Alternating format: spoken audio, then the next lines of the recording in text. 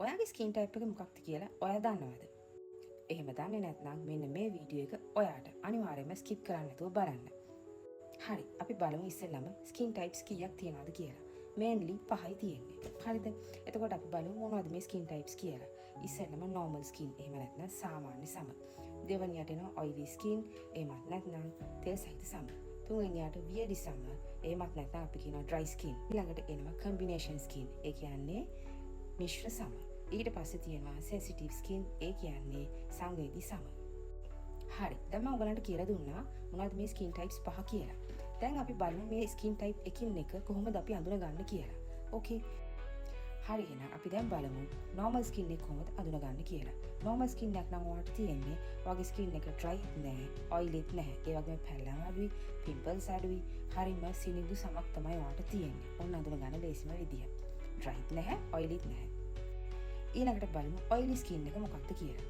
ඔයාට අඳුනගන්න ලේසිම ක්‍රමය තමයි ඔයාගේ මේ T zone එක නළල, නහය, ඒ වගේම නිකට.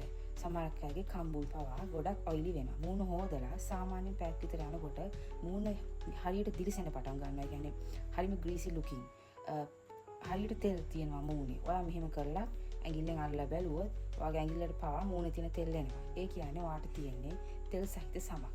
එතකොට blackheads තියෙනවා, අනිවාර්යෙන් pimples ගොඩක් තියෙනවා. ඔන්න ඔකට තමයි oily හමක් කියලා කියන්නේ.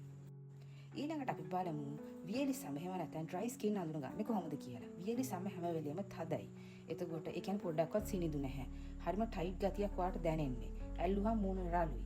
ඒ වගේම තමයි තැන් තැන් වල හැම යනවා වගේ. සුදු පාට කුඩු කුඩු වගේ මූණ තැන් තැන් වලින් නිතරම වැටෙනවා. ඔන්න ඕකට තමයි dry skin කියලා කියන්නේ. ගොඩක්ම dry skin එක හොයාගන්න ලේසිම ක්‍රම ටික තමයි මම ඔය කිව්වේ. ඊට පස්සේ අපි යමු combination. එහෙම නැත්නම් මිශ්‍ර සම. මිශ්‍ර සම අඳුන ගන්න හරිම ලේසි. ඔයාගේ T zone එකේ මේ නළල නහය shiny ගතියයි පොඩි තෙල් ගතියක් තිබුණාට ඔයාගේ කම්බුල් oily නැහැ, normal skin එකක් තමයි තියෙන්නේ. ඒක නිසා ඔයාට මූණ හොදලා ඔය මං කියනවා වගේ ටික වෙලාවකින් බලන්න පුළුවන් ටිෂු එකක් අරගෙන වගේ මූණ හොඳට පිහදලා T zone එක oily නමුත් කම්බුල් නිකට එහෙම oily නැත්නම් ඔයාට තියෙන combination skin එකක්. ඊට පස්සේ අපි බලමු sensitive skin කියන්නේ මොකක්ද කියලා. sensitive skin එකක් තියෙන ඔයාට කොයිම වෙලාවකවත් ක්‍රීම් යූස් කරන්න අමාරුයි. කිසිම විදිහේ ක්‍රීම් එකක්, ස්ක්‍රබ් එකක්, ඒකට ටෝනර් එකක්, ෆේස් වොෂ් ඔය කිසිම දෙයක් ඔයාට යූස් කරන්න බෑ. කරපු ගමන් මොකද වෙන්නේ? මූණ රතු වෙනවා, මූණ කසනවා, චූටි චූටි විබිලි දානවා, මූණ දෙවිල්ල ගන්නවා, මූණ පොඩ්ඩක් ඇලුවත් රතු වෙනවා.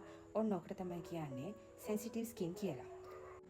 ඔන්න එහෙනම් දැන් ඔයා දන්නවා ඔයාගේ ස්කින් ටයිප් එක අඳුන ගන්න විදිය.